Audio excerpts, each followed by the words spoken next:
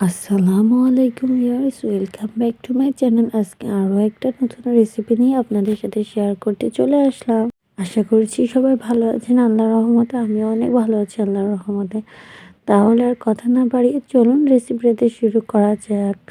আমি আজকে আপনাদের সাথে শেয়ার করব কিভাবে ফুলঝুরি পিঠা কিংবা জামাই পিঠা বানাতে হয়।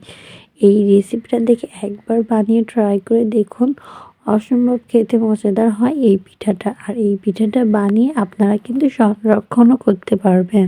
আমি এখানে পরিমাণ মতো ময়দা নিয়ে নিলাম আর নিয়ে নিলাম চাউলের গুঁড়া।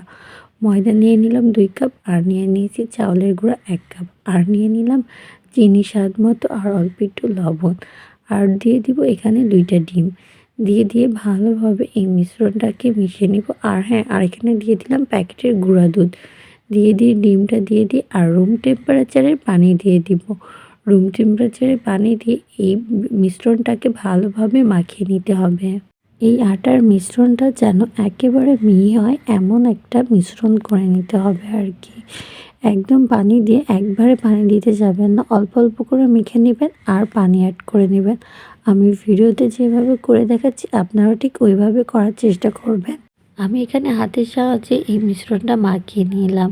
হাতের সাহায্যে যখন মিশ্রণটা মাখিয়ে হয়ে যাবে এই পর্যায়ে, তখন আমি এটা চামচের সাহায্যে অনবরত নেড়ে চেড়ে নেব। নেড়ে চেড়ে নিয়ে ভালোভাবে এই মিশ্রণটা এভাবে আরেকটু নেড়ে চেড়ে নেব। এই তো, তাহলেই মিশ্রণটা রেডি হয়ে যাবে একদম পারফেক্টভাবে। এইভাবে আমি কিছুক্ষণ মিশিয়ে নিয়ে প্রায় 10 মিনিট মতো রেস্টে রেখে দিলাম। আর এই পর্যায়ে আমি চুলার আঁচটা ধরিয়ে দিলাম এবং ফ্রাই প্যানে তেলটা ভালোভাবে গরম করে নিব। এবং যেই শাঁসটা আছে সেই শাঁসটাও তেলের মধ্যে, ডুবো তেলের মধ্যে রেখে দিতে হবে। ডুবো তেলের মধ্যে রেখে দিতে হবে এবং এই শাঁসটা একেবারে পুরোটাভাবে গরম করে নিতে হবে, না হলে কিন্তু হবে না। এই দেখুন আমার শাঁসটা গরম হয়েছে। এই পর্যায়ে আমি এই শাঁসটা একবার এই ব্যাটারের মধ্যে নিয়ে তারপর এইভাবে অনবরত একটু ট্যাপ ট্যাপ করে নিলাম। আর দেখবেন খুব সহজে এটা যখন শাঁসটা পারফেক্টভাবে গরম হয়ে যাবে একলাই এই পিঠাটা ছেড়ে যাবে। আমি এখানে একটু লেগে গেছিলো, এই কারণে আমি একটু কাঠির সাহায্যে এটা আমি ফার্স্টে করে নিলাম, ছাড়াই নিলাম আর কি। আর এইভাবে একটা করে পিঠা তৈরি করে নিয়েছি। আর এই শাঁসটা তেলের মধ্যে ডুবিয়ে দিতে হবে আর কি।